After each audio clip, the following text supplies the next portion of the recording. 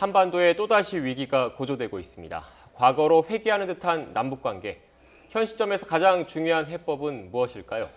대북 문제 그리고 남북관계 정통한 분 모시고 이야기 나눠보겠습니다. 네, 현재 민주평화통일자문회의 수석 부의장 맡고 계신 정세현 전 통일부 장관 나오셨습니다. 어서 오십시오. 예. 안녕하세요.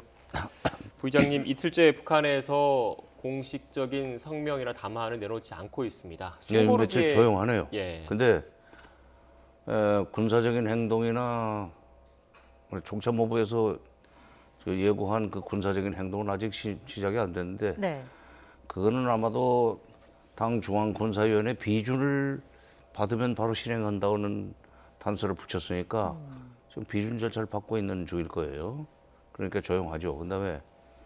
근데 지금 노동신문에 오늘도 아침에도 봤는데 이제 그 청년 학생들, 직장인들이 바로 그 군대에서 남쪽에 삐라를 대량으로 뿌릴 수 있는 안전한 장소를 골라 놓으면 바로 우리는 가서 삐라 뿌릴 것이다 하는 그런 결의문들이 계속 나오는 거 보면 그것도 곧 일이 시작이 될 것 같아요. 결국 다음 단계를 준비하고 있는 상황이다. 이렇게 보면 되겠습니다. 그렇죠. 아니 다음 단계는 그 예고했던 거니까. 근데 우리 쪽에서는 그 삐라를 뿌리지 말라고 하는 입장이지만 우리 쪽에 삐라 살포에 대해서 좀 그 상호주의 입장으로 한번 갚아주겠다는 취지에서 대량으로 대남 삐라를 뿌리겠다는 거 아니에요? 예.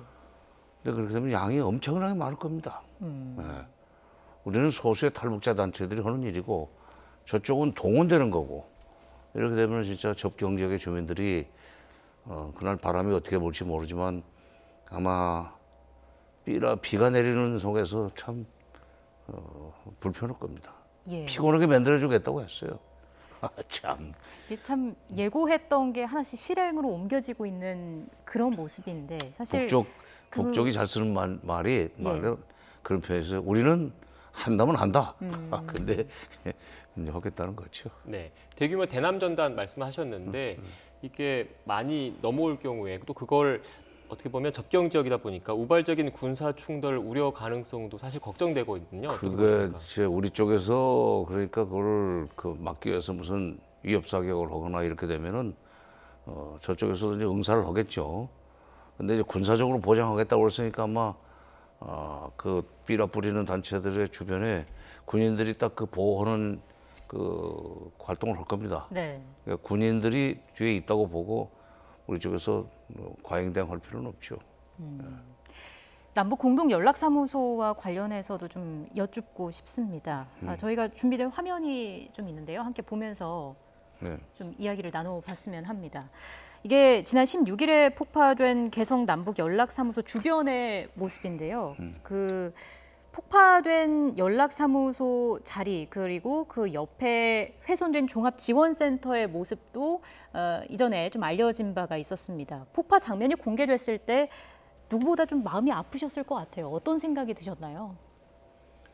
그거 심란했죠. 이게 지금 그냥 단순하게 하나의 건물에 불과한 것이 아니라 예.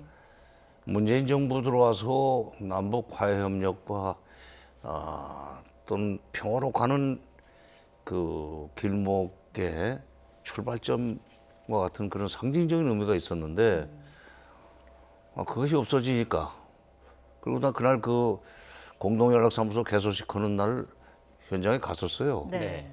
18년 9월 14일 날인가 갔었어요. 자기가 한번 가서 보고 왔던 건물이 없어지니까 좀 허전하죠. 지금 더구나 오늘 아마 그 잔해를 말끔하게 또 치워버렸다고 하는 보도도 나오던데. 지금 이 시각 YTN 취재진이 촬영하고 있는 모습을 생중계로 보고 있습니다. 개성 연락사무소, 폭파된 개성 연락사무소 주변의 모습인데 네. 그 의장님, 그동안 북한이 남과 북의 교류와 협력 이런 상징적인 건물을 폭발하는 방식을 동원해서 이렇게 처리한 거는 처음이지 않습니까? 처음이죠. 네. 왜 이렇게 극단적인 방법을 썼다고 생각하십니까? 극단적인 방법을 쓰는 것은 지금 전단살포 문제 등 몇 가지 그쪽에서 요구한 게 있어요. 전단살포 당장 중지해달라. 아주 발본색원해달라. 왜냐하면은 이번 삐라는 특히 김정은 위원장을 모독하는 그야말로 그들의 최고 존엄을 훼손하는 그런 내용이었기 때문에 더 이제 심각한 반응을 보이고 있지만 네. 나가서는 4.27 선언과 9.19 평양 선언 그리고 9월 19일 날 또 체결된 군사분야 합의서 이거를 이행을 빨리 해달라는 그런 요구를 했는데 우리 쪽에서 뭐 삐라살포 문제 관련해서도 좀 뜨뜻미지근하게 나가고 그러니까 빨리 하란 말이야 하는 뜻으로 좀 충격적인 방법을 썼다고 봅니다. 근데 이게 법이라는 게 또 하루아침에 되는 것도 아니잖아요. 글쎄 근데 예. 우리는 이제 법 절차가 좀 상당히 좀 시간이 걸려요. 네. 부처 간에 협의도 해야 되고 또 이제 법제처하고도 협의를 해야 되고 또 국회로 넘어가서도 그게 바로 법사위원회에서 뭐 검토를 한다든지 이래가지고 본회의까지 가려면 시간이 많이 걸립니다. 근데 북한은 그야말로 위에서 결심하면은 바로 그냥 그날로라도 최고인민회의 정령이라는 거기서는 법을 정령이라고 합니다. 바로 만들 수 있는데 그러니까 자기네 코드로밖에 해석을 못하는 거죠. 우리는 최고 당국자가 결심하면 끝나는 문제를 무슨 시간이 걸린다는 식으로 이게 또 핑계 아니냐 예. 아마 그렇게 알고 있을 거예요. 그러니까 네. 그걸 좀 우리가 설명을 좀 할 필요가 있습니다. 네. 정부 당국이 나서서 이건 일정한 소위 입법 절차가 그렇게 하루아침에 불과 몇 시간 사이에 되는 건 아니고 상당 정도 시간이 걸리니 그때까지 좀 기다려달라. 다만 그때까지도 삐라살포가 계속되는 것은 우리 정부가 적극 나서서 막겠다. 그 네. 메시지를 보내줘야죠. 네, 지금 이 시각 YTN 카메라에 잡힌 개성공단 전경 모습 생중계 실시간으로 보고 계십니다. 개성공단도 이렇게 상황이 안 좋고 남북관계 악화되면서 김현철 통일부 장관이 사의를 표명을 했고 며칠 지나서 오늘 오전에 대통령이 사표를 수리를 했습니다. 이렇게 좀 시간이 좀 걸렸는데 이유가 있을까요? 글쎄요, 그 뭐 문재인 대통령의 인사 스타일과도 무관하지 않은 것 같아요. 그분이 그렇게 뭐 그 인사 문제 같은 것을 쾌노남마적으로 처리하지는 않더라고요.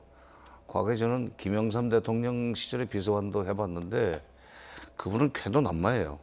근데 문재인 대통령은 사람을 내보내면서도 굉장히 좀 가슴 아파하고 가만 보니까 어저께 그 저녁을 또 만찬을 같이 고별 만찬 비슷하게 한 것 같은데 그걸 하고 이제 사표 수리를 하려고 했던 것 같아요. 다른 의미는 없는 것 같고 다만 그 김현철 장관이 이번에 그만두는 걸 보면서 한편으로는 그동안에 내가 통일부 장관이 좀 치고 나가라 하는 얘기를 제일 많이 한 사람입니다. 이런 상황에서 대통령이 운신의 폭을 넓히겠다고 했으면 통일부 장관이 앞장서서 통일부 직원들을 끌고 나가면서 일을 벌려야지. 네. 왜 이렇게 계속 좌고우면만 하느냐는 일종의 그 비판을 많이 했는데 막상 그만둔다고 하면서 이렇게 보니까 그동안에 1년 한 2개월 그 정부 안에 있으면서 이리 갈래도 벽에 붙이시고 저리 갈래도 벽에 붙이시고 위로 뛰어보려고 그러면은 또 거기 천장이 막고 있고 말하자면은 워킹그룹에 막히고 비핵화에 막히고 한미공조 원칙이라는 데 막히고 이러면서 마음고생이 많았던 것 같다 그런 생각이 드니까 좀 안쓰러워요. 지금 뭐 후임 하마평도 나오고 있는데 사실 이 자리에서 특정 인물을 거론하기에는 조금 어려움도 있을 것 같고요. 적어도 어떤 점을 좀 갖춘 인물이어야 한다 이런 건 있을까요? 그렇죠. 원론적으로는 얘기할 수 있죠. 예. 우선 첫째 지금 조금 전에 제가 얘기했던 것이 한미 워킹그룹에 막히고 비핵화를 그 명분으로 한 한미 남북관계와 그 북미관계 남북관계 북미관계 병행 발전이라고는 그 벽에 또 막히고 그래가지고 답답했을 것이다 하는 얘기를 했는데 이게 사실 비핵화하고 남북관계를 연계시켜 놓은 것은 그야말로 어느 도단입니다. 왜냐하면 북핵 문제가 불거진 지가 지금 30년이 넘었어요. 30년 동안에 북핵 문제가 해결될 듯 하다가 다시 꼬여서 원위치 갔다가 네. 해결될 듯 하다가 그 다음에 조금 더 나가고 또 거기서 스톱이 됐다가 다시 새 판이 짜여지고 이러면서 어떻게 보면은 다람쥐 쳇바퀴 돌듯이 했던 게 북핵 문제인데 30년이 넘은 문제가 아직도 지금 이 해결 방법을 놓고 지금 볼튼하고 트럼프가 말싸움하듯이 미국 내에서도 지금 논쟁이 심한 문제인데 이거를 남북 관계에다 걸어놓은 게 미국이 너무 잘못하고 있는 거예요. 이런 걸 미국의 조야를 상대로 해서 가서 아주 자신감 있게 그리고 용기 있게 그리고 아주 그들이 설득당할 수 있는 정도의 이론적인 백그라운드를 가지고 적극적으로 움직일 수 있는 그러니까 추진력이 강하고 때로는 몇 가지 그 제약이 가해지면 그걸 치고 나갈 수 있는 돌파할 수 있는 용기 있는 사람이 좀 했으면 좋겠어요. 네. 지금 문재인 정부의 초대 통일부 장관은 제 후배지만은 통일부 후배지만은 조명균 장관이 있습니다. 관료 출신이었어요. 네. 그 후임으로 이제 학자 출신이 하다가 1년 2개월 동안 진짜 뭐 사방에 막혀가지고 옴짝 못하고 있다가 지금 나왔는데 이번에는 그런 웬만한 벽은 좀 돌파할 수 있는 깨고 나갈 수 있는 용기 있는 그런 점에서는 뭐 당내에서 정부 당내에서 그 위상이 있는 정치 하는 것도 나쁘진 않죠. 네. 다만 이제 그분의 철학이 이게 한미 공조가 전부가 아니다. 한미 워킹그룹에 문제 있다. 조목조목 지적해가지고 미국 사람들이 그 말이 된다. 그런 식으로 설득 납득이 될 수 있는 정도의 이론적인 그 무장도 돼 있는 사람이면 좋겠습니다. 네. 이런 가운데 통일부 장관 외에 외교 안보 라인을 전반적으로 인적 쇄신해야 되는 건 아니냐 근데 지금 이런 얘기도 나옵니다. 인적 쇄신의 문제는 아니에요. 제가 정부에서 이제 오랫동안 일을 했던 사람으로서 청와대와 행정부 사이의 관계에 대해서는 갑의 위치에도 있어봤고 을의 위치에도 있어봤었습니다. 청와대 비서실에도 뭐 3년 8개월이나 옛날에 있어봤으니까. 근데 요즘 청와대 국가안보실이 외교부나 국방부나 통일부나 국정원 위에 있는 그 옥상옥 같은 집일 뿐만 아니라 네. 구조일 뿐만 아니라 거기 구성원들이 조금 급이 너무 높아요. 간단히 말해서. 왜냐하면 대통령 측근은 급이 높지 않아도 힘이 있습니다. 과거에도 왕조 시대에도 도성질은 저 판서보다 급이 낮았었죠. 그래도 참판급밖에 안 됐죠. 그래도 정승 판서보다 낮은 급이었지만 임금의 측근이라는 것 때문에 힘이 있었는데 지금은 뭐 과거엔 다 차관급 수석비서관으로 다 그 관리가 됐었어요. 네. 너무 좀 무겁다.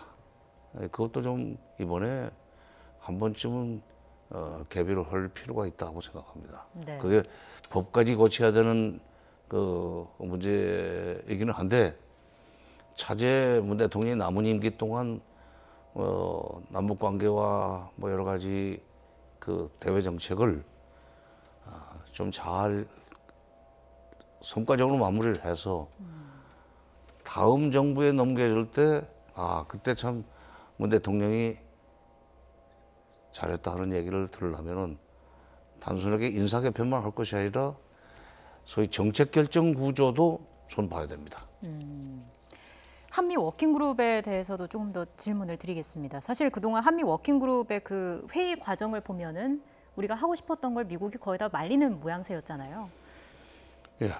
이거를 좀 남북관계 걸림돌이다 이런 비판도 나오고요. 어떻게 걸림돌이 아니라 나는 이 한미 워킹그룹을 만들었다고 2018년 11월 25일 날 우리 외교부가 자랑스럽게 발표를 하길래 네. 이야, 이 사람들 지금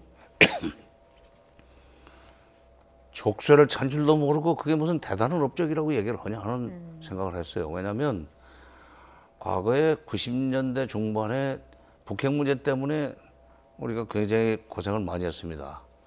한미 간의 협조로 문제를 푸는데 당시에는 김영삼 대통령이 미국이 하고 싶은 대로 좀 따라가 주지를 않고 엇박자를 좀 많이 냈어요.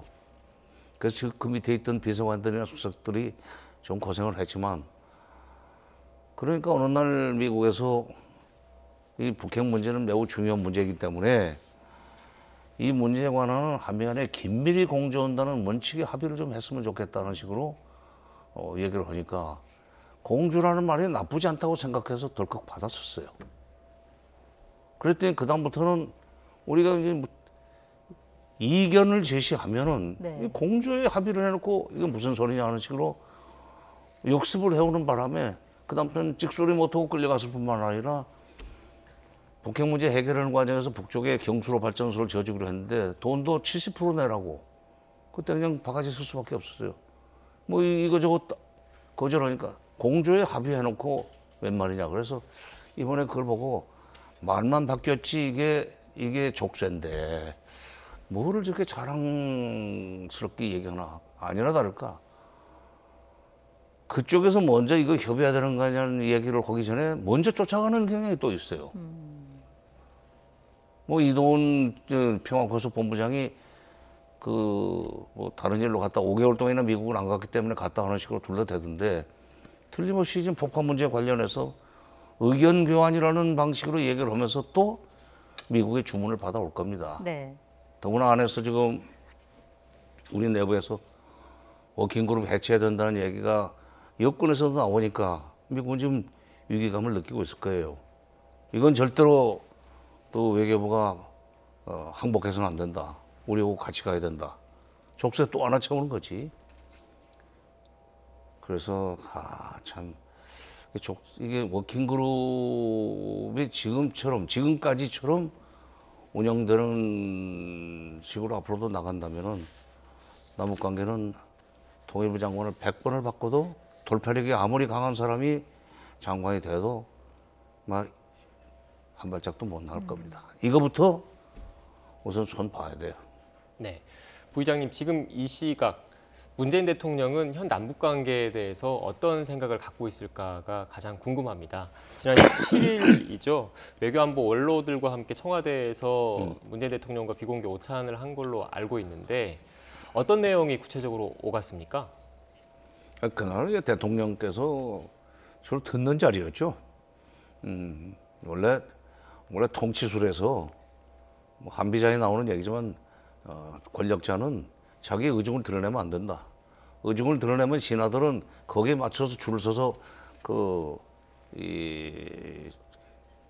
말하자면 다양한 얘기를 안 하기 때문에 바람직한 정책이 안 나온다. 조심하라 하는 얘기를 권고를 했었죠. 모두 옛날 얘기지만 주로 듣는 입장이었고, 더구나 이제 문 대통령의 표정은 그저 빙긋이 웃는 표정을 짓고 열심히 경청하는 그런 수준이었죠. 근데 뭐 여러 사람들이 무슨 전단 살포 금지는 이거 분명하게 좀 해야 된다. 말하자면 일부 야당에서는 북한이 시키니까 그걸 법을까지 만드느냐는 식으로 비아냥되지만 그건 천지분간 못하는 소리다. 왜냐하면 4.27 판문점 선언에 분명히 조항으로 들어가 있는 건데 솔직히 그래놓고 그동안에 우리 정부가 이행을 안 했기 때문에 생긴 사고란 말이에요. 지금이라도 사고 수습 차원에서 법을 만들어야 되겠다고 생각한 것은 늦었지만 안 하는 것보다는 나은 겁니다. 그래야 4.27 선언과 9.19 선언 이걸 이행하자고 우리가 북한을 압박할 수 있고, 더 나가서는 4.27 선언의 부속 합의서 비슷하게 되어 있는 군사 분야 합의서, 이것은 우리 접경 지역 주민들한테는 절대적으로 좋은 거예요. 이것이 깨지는 날이면 4.27 선언이 깨지면 9.19 군사 분야서도 합의서도 깨지게 돼 있는데, 네. 그러니까 국민을 위해서는 그들의 요구를 들어줘 가면서 북한을 관리해야지, 북한이 화내면서 얘기하니까 겁나서 그런 유치한 얘기 좀 하지 맙시다. 명색이 국민들이 선출한 국회의원이 그 정도 말을 하면 됩니까? 그 어디 참. 그래서 이게 지금